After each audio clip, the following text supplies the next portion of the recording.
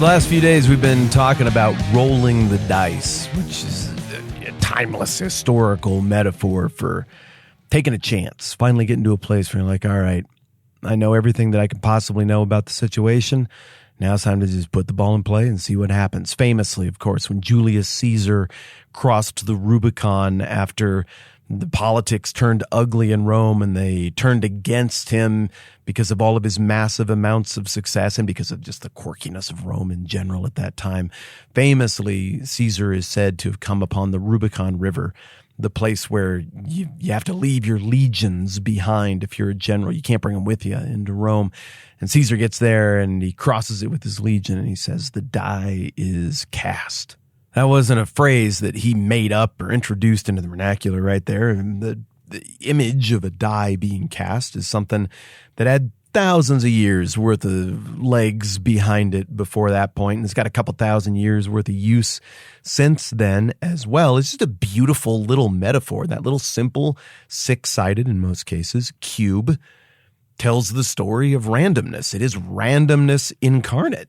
And so when I say it that way, you would think that we're talking about a rival deity to God who, Jesus is God incarnate. A die is randomness incarnate. But if God is really the sovereign over all things and he really is providential over all of history and surprised by nothing and knows everything that might be or could have been, then that would mean that such a deity has known literally what every single die that has ever been cast was going to come up, including the fateful die that are cast in the Bible. We're looking at one of those that gets cast right here in Esther chapter 3 as Haman has his associates, his royal officials, his attendants, his diviners, his claromancers, whoever, throw the die for him. It says in Esther 3, verse 7, in the 12th year of King Xerxes, in the first month, the month of Nisan, they cast the pur, that is the lot, in the presence of Haman to select a day and month, and the lot fell on the 12th month, the month of Adar. Well, as we talked about yesterday, there are a lot of indications from other parts of the Bible that, again, how that die comes up isn't really random, or at the very least, isn't really a surprise to God. Perhaps the philosophers and theologians might argue that there are some casts of the die that determine nothing about the unfolding of the redemptive plan and really are totally inconsequential. Perhaps God does not move his hand over the top of that die to create the outcome that he's ordained or that he wants. Perhaps there are other die where the casting of them gets you closer to the central thread of God's redemptive plan. And there, much like Qui-Gon Jinn, might wave his hand over the dice, metaphorically speaking, to get the outcome that he wants.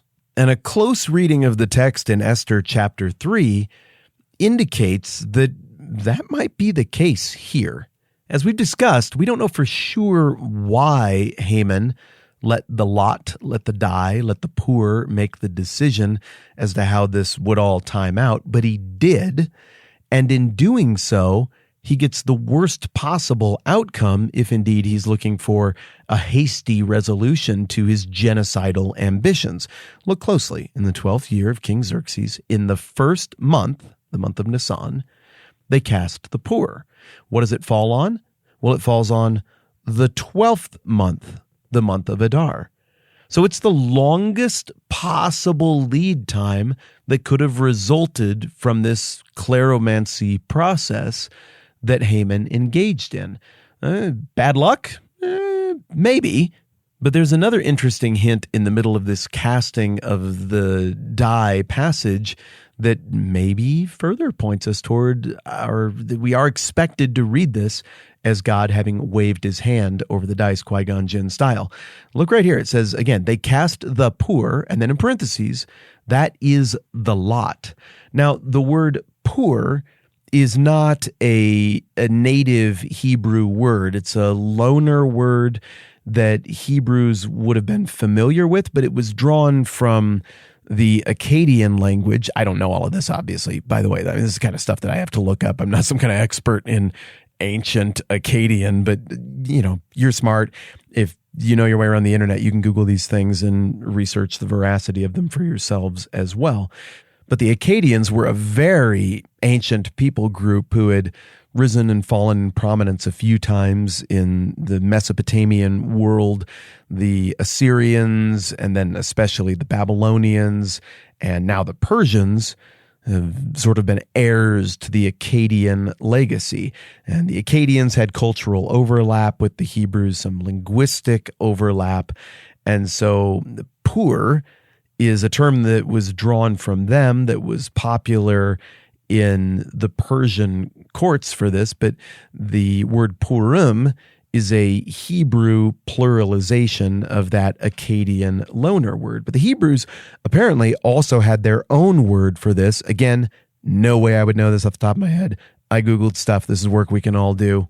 And the Hebrew term, which I understand to be goral or goral, I don't know exactly how you'd pronounce it, is exactly the word that is used to describe those big decisions made in other parts of the Old Testament where a casting of lots or a casting of the die was used.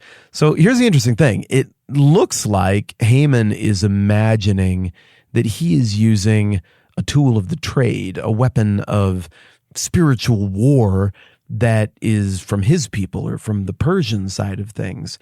But he's not an object, a relic used for determining fate like this is something that is putty in the hands of a sovereign God who knows everything and can do whatever he wants. And so we see that in the result turning out the way that it does. There already have been, and there are just so many more little things like this where even when a pur, a goral, a die, a lot, any object of kleromancy isn't specifically mentioned in the book of Esther, it still is. Surely, when I did my summary on the book of Esther, I said, when you visualize this book, picture that die. Surely I did. I don't know that for a fact, but hopefully I did. Because it's the perfect image for the entire book. It looks like a thing that determines stuff randomly, but if a die actually exists in a universe created head to toe by a God who is all-powerful and knows everything, then that die is not actually an object of randomness. It's actually an object of providence. Or at least it is whenever an all-powerful God would choose to use it as such. So many things in the book of Esther just look like they just happened, and it just went that way. But the ability for the outcome of the book of Esther to be positive, to be the Jews being spared and the redemptive plan sustained, is such an unlikely outcome that required so many little rolls of the die coming up sixes, coming up, whatever the desirable number is in this illustration, that it ends up looking like the best explanation for the whole thing is that there is an unseen force waving his hand over the top of the die, both literally and metaphorically in these particular high-stakes narrative forks in the road throughout Esther to get the outcome that he desires. So if that theme wasn't super pronounced yet, it now very much is as we're getting here into the middle of Esther chapter 3. All right, yesterday I said that was the end of all the dice talk. Now I think that's actually the end of all of the dice talk. Next time around, we're going to look at Haman going to pitch this plan he's got all lined up to King Xerxes, and we'll see how that goes in the next conversation. All right, thanks for hanging out with me. I'm Matt. This is the 10-Minute Bible Hour Podcast. Let's do this again soon.